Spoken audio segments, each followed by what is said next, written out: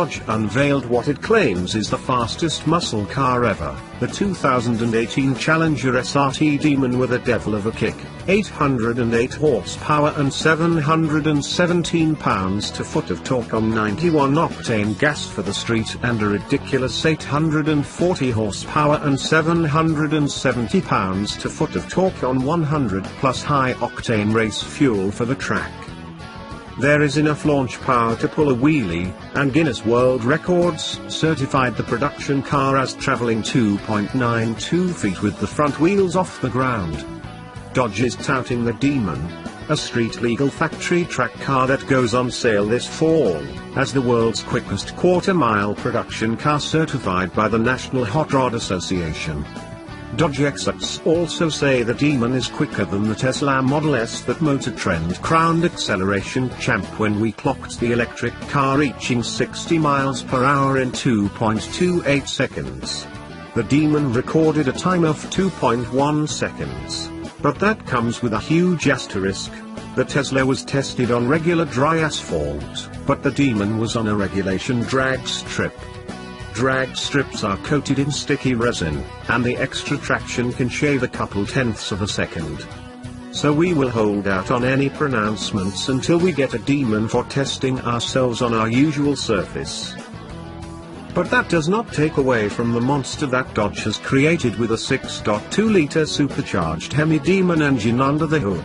Painted red, the Hellcat is orange, and modified for greater output than the 707 horsepower, 650 pound-to-foot Hellcat that came out in 2014. A year later, the Demon was in the works. Some Dodge-generated stats to chew on. 0 to 60 miles per hour in 2.1 seconds, which beats the Tesla Model S, again, on a stickier surface, which improves launch grip. 0 to 100 miles per hour in 5.1 seconds. Quarter mile in 9.65 seconds and 140 miles per hour, which means it is legally banned from racing on a track without a roll cage. It leaves the start line accelerating at 1.8 grams, hitting 30 miles per hour in 1.0 second. Horsepower peaks at 6,300 revolutions per minute, torque at 4,500 revolutions per minute. Brakes from 60 to 0 miles per hour in 97 feet. Eco mode limits it to 500 horsepower, starts in second gear, and short shifts subsequent gears. Dodge plans to build 3,300 Demons at its plant in Brampton, Ontario, with 3,000 allocated for the US and 300 for Canada. It is far less exclusive than the Ford GT, which will be limited to 1,000 supercars over 4 years and cost more than $400,000. That price isn't even in the same ballpark as the Demon, which won't hit six figures when order books open in a few months. The Demon is wider than the Hellcat, and the engine has been modified with 97 new parts. The block is the same but is machined differently. The cylinder heads carry over, but almost everything else has changed. There is a new, larger 2.7-liter supercharger, up from 2.4 liters in lesser Hellcats, a new crankshaft, new connecting rods, new pistons, a new steel camshaft, and a new valve drain. Boost pressure also increases to 14.5 pounds per square inch from 11.6 pounds per square inch. The software of the 8-speed automatic transmission was changed to provide a trans-brake function to build and hold more powerful launch in drag mode. No manual transmission is available. What possesses an automaker to invest time, energy, and passion into a low-volume car for a limited customer base when there are so many ways to spend money on future products? To stand out from the pack, become a talking point, and raise awareness for a brand that had lost its way and was sliding under the radar until executives at Fiat Chrysler Automobiles decided to go big or go home. First they unleashed the Hellcat, which put 707 horses and 650 pounds-to-foot of torque under the hood of some large sedans that were getting long in the tooth. People took notice. Awareness spiked. Hellcat sales are low volume, but scatpack sales jumped from less than 1% to 17% of Challenger sales. Dodge is doubling down with the Demon, a car with even more horsepower and torque that can drive to the track and then unleash all its power once it gets there. Sometimes you need to ignore the data, disregard the focus groups, and build a car that can define itself, says Dodge President Tim Kuniskis. A lot of Halos don't have the greatest business cases. The goal of the Demon is to be the fastest, to make everyone talk about Dodge, and to stretch the boundaries of the brand at a time when everyone is talking about emotionless, driverless pods. Kuniski's goal: to tune the Dodge name into the subconscious of every performance enthusiast and draw people into the showroom where they might leave with another Dodge. The Demon is a great drag car, Kuniskis says. But he insists it is not just a gutted-out drag racing special. Features can be optioned back in, such as the front passenger seat for $1, the rear seats for another $1, or 19 speakers to the base stereo system. Kuniskis says it will handle beautifully in street mode. In sport mode, it will handle like today's Hellcat but with higher sidewall tires for a more refined ride. And the upside is what it can do at the track. Dealers will be told how many they will get and when in an attempt to avoid price gouging or having customers put down money far in advance of delivery. Once customers order, they will be in the queue and get a personalized leather-bound manual with pages to record track runs. Here are some of the things to know about the Demon. At 4,250 pounds and with body flares and stronger parts, it is a wider and heavier version of the Challenger.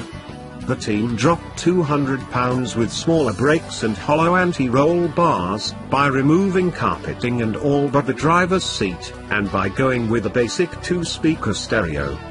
There will be no missing the whine of the supercharger, much of the sound dampening was removed. Kuniskis expects customers will buy the front seat for $1, it will likely cost about $1,500 to buy an aftermarket seat later, just to have it. He doubts anyone will buy the rear seat. He also thinks there will be a high-tech rate on the upgraded stereo. Wheels are 18 by 11 inches with Demon branded 315/40R18 Nitto street legal drag radial tires with specific NTO5R compound you can only get by buying this car. Dodge says the improved grip means 40% more launch force compared with SRT Hellcat tires. The rear-wheel drive car gets 315s at all 4 corners, so the front serves spares. The car comes with a coupon to order a personalized, serialized Demon crate with the buyer's name, van, and serial number. The crate contains narrow front-runner aluminium drag wheels for the track, performance parts, tools, jacks, everything you need once you reach the track in a foam case that fits into the trunk and holds everything in place. Parts include a powertrain control module to switch to high-octane gas, a switch module with a big, round button to push to switch gas and remap the engine, an air filter, tools, and a tire pressure gauge. Lock and load with the transbrake to address wheel spin on launch. The car can be staged with a foot only on the gas because the transbrake mechanically locks the output shaft of the transmission as the engine revs to the torque converter's 2,350 revolutions per minute stall speed. With the touch of a paddle shifter, the transmission unlocks and sends full power to the rear. With so much built-up boost, the car launches with more than 500 pounds to foot, or 5 times as much torque as a non-brake torque launch. It comes with the largest functional hood scoop on a production car at 42.5 square inches.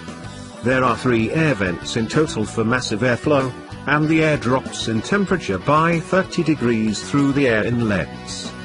A liquid-to-air intercooler chiller system and after-run chiller cool it even more. A heavy-duty torque converter upgrades the launch capability, increasing stall speed by 11% on top of better traction from the tires to launch harder.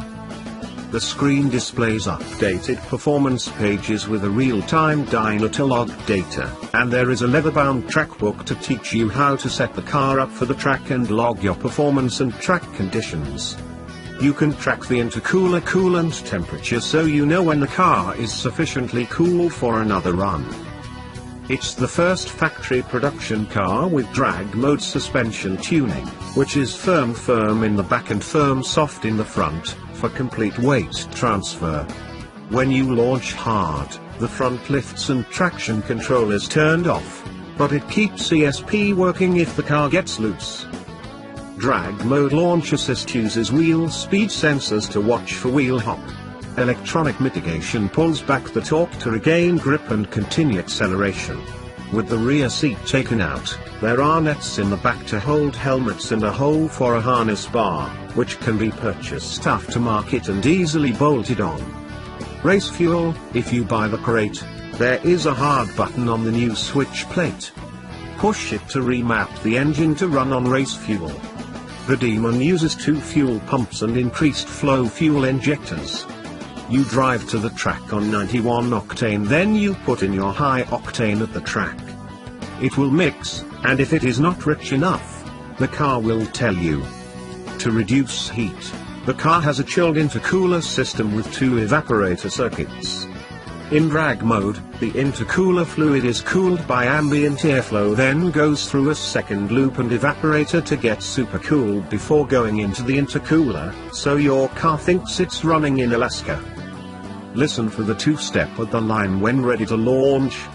The car runs on 4 cylinders, and you hear a misfire and chatter, which is the spark to the other 4 cylinders to get full airflow through the supercharger.